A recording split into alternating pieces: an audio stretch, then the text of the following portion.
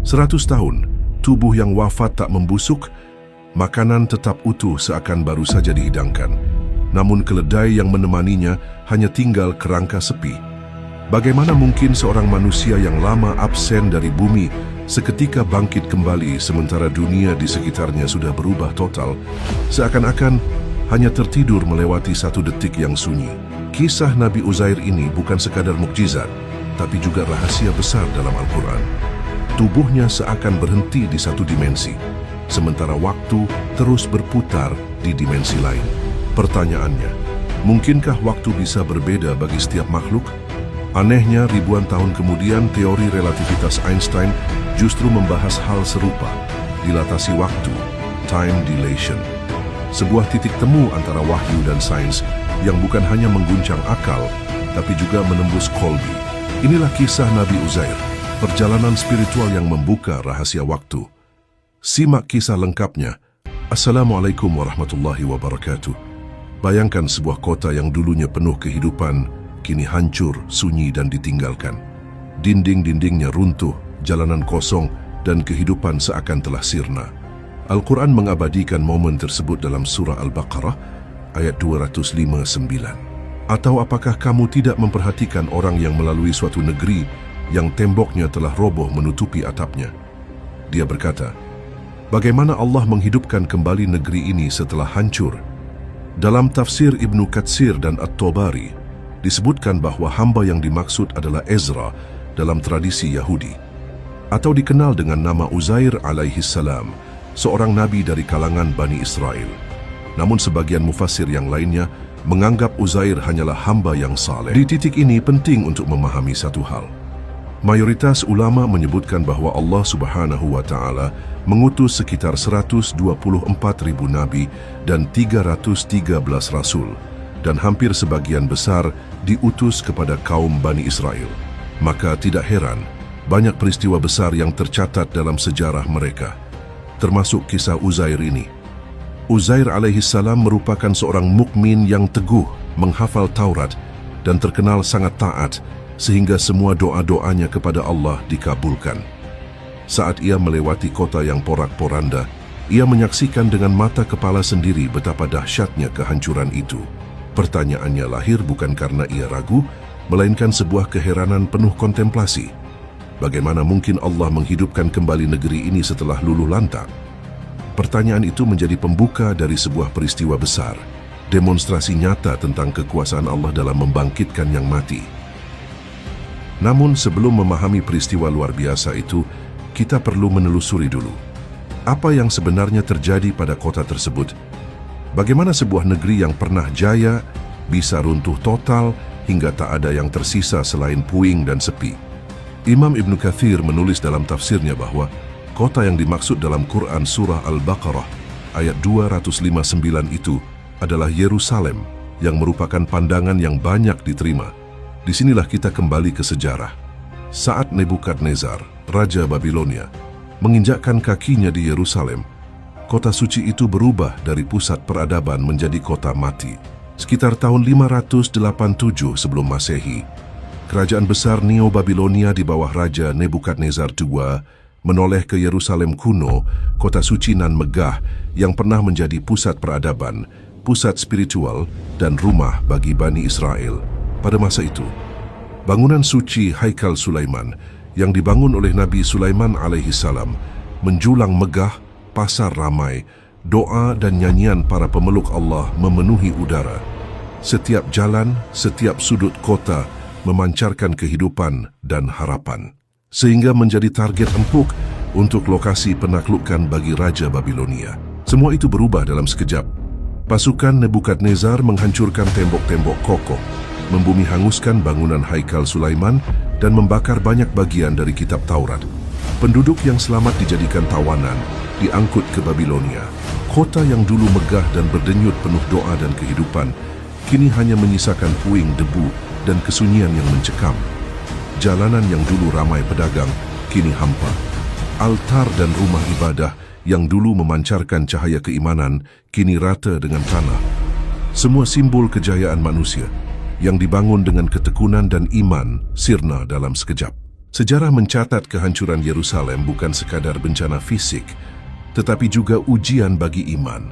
Kehidupan masyarakat terguncang, tradisi yang tersisa hampir hilang, dan generasi yang mengenal kota seperti sebelumnya nyaris punah. Peristiwa ini adalah mukjizat sejarah yang nyata, sekaligus pelajaran bagi generasi mendatang. Betapa kekuasaan Allah mengatur naik turun kehidupan dan sejarah umat manusia.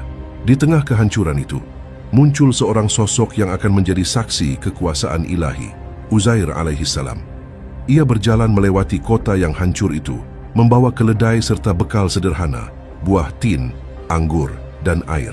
Hatinya remuk melihat kehancuran yang begitu parah, yang mengingatkannya bahwa betapa fananya dunia ini, dan mempertanyakan, bagaimana mungkin Allah akan menghidupkan kembali negeri ini? Dari titik inilah perjalanan Uzair bersama keledainya akan dimulai untuk menyaksikan dan mengalami sendiri demonstrasi kekuasaan ilahi. Pada suatu hari ia hendak pergi keluar rumah bersama Khimar atau keledai kesayangannya. Ia terus menuntun keledainya hingga sampailah ia di sebuah kota, Yerusalem. Langkahnya berat. Setiap sudut yang dilewati memantulkan kesunyian. Setibanya di sebuah titik, Uzair merasa lelah. Ia mengikat keledainya di dekat pohon yang masih berdiri, lalu duduk sambil membuka bekalnya. Ia menggigit buah tin, memeras anggur hingga menjadi perasan segar, dan meneguk air untuk menghapus dahaga.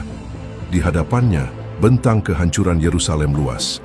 Pemandangan yang mengoyak hati siapapun yang melihatnya. Dari lubuk hatinya yang terdalam, ia berucap dengan penuh keheranan, bagaimana Allah Subhanahu wa Ta'ala akan menghidupkan kembali negeri ini setelah hancur lebur seperti ini? Al-Baqarah ayat 259. Para mufassir menegaskan, pertanyaan ini bukanlah keraguan, melainkan perenungan seorang mukmin. Uzair ingin tahu berapa lama waktu yang dibutuhkan agar kota yang luluh lantak ini bisa kembali hidup, indah, dan ramai seperti dulu. Sambil menatap puing-puing yang diam, Uzair membaringkan tubuhnya. Siang itu di bawah terik matahari, ia bermaksud sekadar beristirahat sejenak. Namun Allah memiliki rencana yang jauh lebih besar. Ia tertidur, bukan sehari, bukan setengah hari, melainkan 100 tahun lamanya. Sebagian ulama menafsirkan, saat itu Allah mewafatkan Uzair, lalu mengembalikan ruhnya setelah 1 abad berlalu. Hal ini disebutkan secara eksplisit di dalam Al-Quran. Berbeda dengan kisah Ashabul Kahfi yang ditidurkan sangat lama tanpa diwafatkan. Peristiwa Uzair ini menjadi demonstrasi nyata kekuasaan Allah, bahwa Dia mampu mematikan yang hidup, menghidupkan yang mati, dan menjadikan waktu seakan lenyap dalam genggamannya. Disinilah awal dari mukjizat besar itu datang. 100 tahun akan berlalu dan kelak Allah akan membangunkan kembali Uzair untuk menjadi saksi nyata bagi kaumnya. Hari berganti malam, musim berganti tahun. Namun tubuh Uzair tetap terbaring di tempatnya, utuh, tanpa tanda busuk dan tanpa luka. Bekal yang ia bawa, buah tin, anggur dan bejana air, tetap segar seolah baru saja disiapkan. Sementara itu, keledainya tak bernasib sama. Perlahan-lahan dagingnya hilang, kulitnya hancur, hingga yang tersisa hanyalah rangka tulang belulang yang berserakan di tanah. Di dimensi kehidupan, sejarah terus berjalan. 70 tahun pertama, Yerusalem yang dulu rata dengan tanah dan porak-poranda mulai bangkit. Bangunan kembali berdiri, pasar kembali ramai, suara doa kembali menggema di rumah-rumah ibadah. Perlahan, kota mati itu kembali berdenyut dengan kehidupan. Namun Uzair tidak menyaksikan itu semua. Ia benar-benar wafat, ruhnya diangkat, hingga 100 tahun penuh ia absen dari dunia. Waktu 100 tahun membungkusnya seperti satu helaan napas. Cahaya senja menyapu reruntuhan kota tua. Perlahan cahaya menembus pandangannya, dan Uzair pun membuka mata. Ia terbangun dengan perasaan ringan, seolah baru saja tertidur sebentar. Pandangannya jatuh pada buah tin dan anggur di sampingnya, masih segar, tak berubah sedikit pun. Lalu terdengar suara Sang Maha Pencipta bertanya, "Berapa lama engkau tertidur?" Dengan bingung Uzair menjawab, "Mungkin setengah hari atau 1 hari saja." Namun Allah menegaskan, "Tidak, engkau telah tertidur 100 tahun lamanya." Quran Surah Al-Baqarah ayat 259. Tubuh Uzair gemetar. 100 tahun. Ia tertegun dan menoleh ke arah bekalnya, buah tin dan perasan anggur yang ia bawa 100 tahun lalu. Ajaib, masih segar, seolah baru dipetik kemarin. Tapi ketika pandangannya jatuh pada keledainya, hanya tulang-tulang kering yang berserakan di tanah. Disinilah Allah memperlihatkan bukti nyata kebangkitan. Tulang-tulang itu bergerak, saling menyatu satu demi satu. Sendi demi sendi terikat kembali. Lalu dilapisi daging, diselubungi kulit, hingga terbentuklah wujud seekor keledai yang utuh. Dan akhirnya ruh ditiupkan kembali. Dalam sekejap keledai itu hidup. Meringkik keras gemetar ketakutan seakan menyangka hari kiamat telah tiba. Uzair hanya bisa terperangah, menyaksikan sendiri bukti nyata kebangkitan. Jika seekor hewan yang telah hancur selama itu bisa hidup kembali, bagaimana mungkin manusia meragukan kebangkitan di hari akhir? Dan di saat itu pula Uzair sadar. Ia berangkat dari rumah di usia 40 tahun dan kini telah 140 tahun. Namun tubuhnya tetap sama, kulitnya tak menua, rambutnya tak memutih. Allah menjaga dirinya sebagai tanda nyata. Sebuah demonstrasi ilahi tentang kematian, kehidupan, dan kebangkitan kembali. Namun bagaimana cara memahami tragedi luar biasa ini? Bisakah ilmu pengetahuan modern memberikan penjelasan yang ilmiah? Tapi tunggu, karena kisah ini belum selesai. Ibnu Ishaq dan Ibnu Bishr meriwayatkan bahwa Sa'id Ibnu Bishr setelah Wahab Ibnu Munabi berkata, Uzair alaihissalam menunggang keledainya, kembali ke desa yang pernah ia tinggalkan. Namun, pemandangan yang tampak di hadapannya membuat langkahnya terhenti.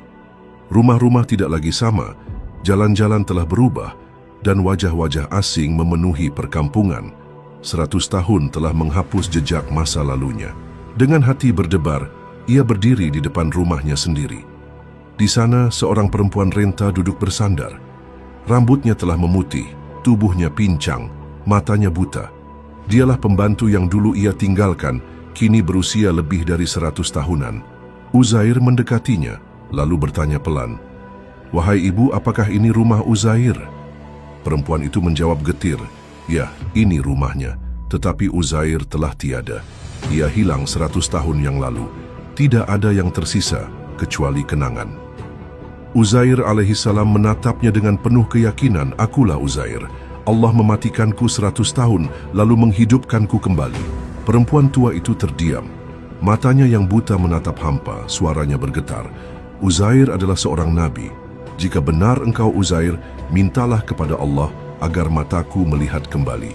Uzair pun menengadahkan tangan, berdoa dengan tulus. Ia menyentuh mata perempuan itu dan seketika penglihatannya pulih. Kakinya yang lumpuh kembali kuat. Ia berdiri dengan tubuh gemetar, lalu menangis. "Engkaulah Uzair, aku mengenalimu." Jeritan haru perempuan itu menggema, memanggil penduduk desa. Orang-orang berdatangan ingin memastikan kabar yang mustahil ini. Di antara kerumunan, muncullah seorang lelaki tua, renta dan rapuh, putra Uzair sendiri. Usianya kini lebih dari 100 tahun. Dengan wajah penuh ragu ia berkata, "Jika engkau benar ayahku, tunjukkan tanda hitam di antara kedua bahumu." Uzair pun menyingkap pakaiannya. Tanda itu terlihat jelas. Putranya terisak, lututnya lemas, lalu ia tersungkur memeluknya. "Demi Allah, engkau adalah ayahku." Pembantu dan anaknya pun diberikan umur panjang lebih dari 100 tahun sebagai saksi mukjizat dari Allah Subhanahu wa Ta'ala. Desa pun gempar. Bani Israel berkumpul sebab mereka tahu hanya Uzair yang dahulu menghafal Taurat, sementara kitab itu telah dibakar habis oleh pasukan Nebukadnezar. Mereka menuntut bukti. "Jika engkau benar Uzair, tuliskan kembali Taurat untuk kami." Dengan izin Allah, ingatan Uzair alaihissalam diperkuat. Ia menuliskan kembali Taurat dari awal hingga akhir, tanpa satu huruf pun terlewat. Kaumnya terperangah.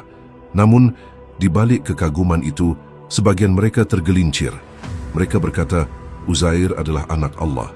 Sebuah klaim yang batil lalu diabadikan dalam firman-Nya. Orang-orang Yahudi berkata, Uzair itu putra Allah. Dan orang-orang Nasrani berkata, Al-Masih itu putra Allah. Itulah ucapan mereka dengan mulut mereka sendiri, menyerupai ucapan orang-orang kafir sebelumnya. Semoga Allah membinasakan mereka. Bagaimana mereka bisa berpaling dari kebenaran? Surah At-Taubah ayat 30. Kembalinya Uzair bukan sekadar kisah seorang nabi. Ia adalah peringatan tentang bagaimana sejarah, keajaiban, dan kelemahan manusia bisa bertemu dalam satu peristiwa. Bukti nyata kebangkitan, tetapi juga bukti bagaimana keyakinan bisa tergelincir dari tauhid menuju kesesatan. Di balik kisah menakjubkan ini, ada satu misteri besar yang mengguncang akal manusia. Bagaimana mungkin tubuh dan makanan Uzair alaihi salam tetap segar meski 100 tahun telah berlalu? Al-Quran tidak mengatakan bahwa makanan itu membusuk lalu dikembalikan segar. Justru Allah menegaskan, lihatlah makananmu dan minumanmu, mereka tidak rusak sedikit pun. Surah Al-Baqarah 259. Ini adalah mukjizat. Namun bisakah sains memberi kita gambaran sebagai pendekatan akal tentang fenomena luar biasa ini? Ilmu pengetahuan modern membuka diskusi tentang waktu. Albert Einstein dalam teori relativitas menunjukkan bahwa waktu bukan sesuatu yang mutlak, melainkan bisa melambat atau mempercepat tergantung kondisi. Fenomena ini disebut time dilation, dilatasi waktu. Jika seseorang berada dalam medan gravitasi yang sangat kuat, detik demi detik bagi dirinya akan berjalan lebih lambat dibanding orang di luar medan itu. Apa yang bagi kita 100 tahun bisa saja hanya terasa sehari bagi orang di dalamnya. Lebih jauh, fisikawan modern mengajukan gagasan tentang dimensi lebih tinggi. Teori string berbicara tentang alam semesta yang tersusun dari lebih banyak dimensi daripada yang bisa kita lihat. Sementara teori M menyebut hingga 11 dimensi, di mana waktu tidak selalu mengalir seragam. Dalam ruang dimensi yang berbeda, 1 abad di dunia kita bisa setara hanya dengan sekejap mata. Seperti yang telah kami paparkan pada video Nor Occulta yang berjudul Logika Sains dan Spiritual dalam perjalanan Nabi Musa dan Khidir alaihimussalam. Dalam kisah Nabi Uzair, 100 tahun hanya terasa setengah hari. Fisikawan modern bilang, di dimensi lebih tinggi, 1 abad di dunia, kita bisa setara sekejap mata. 2 bahasa yang berbeda, wahyu dan sains, seakan menunjuk ke arah yang sama, bahwa waktu bukanlah garis lurus yang mutlak, melainkan ciptaan Allah yang bisa meluas, menyempit, bahkan berhenti seketika. Kita juga bisa membandingkannya dengan kisah Ashabul Kahfi, para pemuda yang tidur sangat lama, namun merasa hanya sehari. Bedanya Ashabul Kahfi tertidur lelap, sementara Uzair benar-benar diwafatkan 100 tahun penuh. 2 peristiwa berbeda, tetapi keduanya menunjukkan bagaimana waktu bisa dirasakan secara sangat berbeda. Jika kita membayangkan tubuh dan makanan Uzair ditempatkan oleh Allah di ruang dengan aliran waktu yang berbeda, apakah itu melalui hukum gravitasi ekstrem atau dimensi lebih tinggi yang tak terjangkau manusia, maka terjaganya jasad dan makanan itu bukanlah hal mustahil dalam kerangka ilmiah. Namun semua ini tetaplah spekulasi. Sains hanya mampu memberi analogi, bukan penjelasan final. Hakikat sebenarnya hanya Allah yang Maha Tahu. Peristiwa ini adalah tanda kebesarannya, bukan sekadar teka-teki kosmos. Dari kisah ini kita diingatkan, jika Allah mampu membangkitkan Uzair setelah 100 tahun, maka membangkitkan seluruh umat manusia pada hari akhir adalah hal yang pasti terjadi. Inilah pesan agung yang membuat kisah ini tak pernah pudar, bahwa kematian bukanlah akhir, melainkan pintu menuju kebangkitan. Apakah kita sudah benar-benar siap menghadapi kebangkitan itu? Bagaimana menurut kalian, kisah ini lebih membuat kita takjub pada ilmu pengetahuan, atau justru semakin tunduk pada kekuasaan Allah? Tuh ingat, kebenaran sejati hanya milik Allah Subhanahu wa Ta'ala. Terima kasih. Wassalamualaikum warahmatullahi wabarakatuh.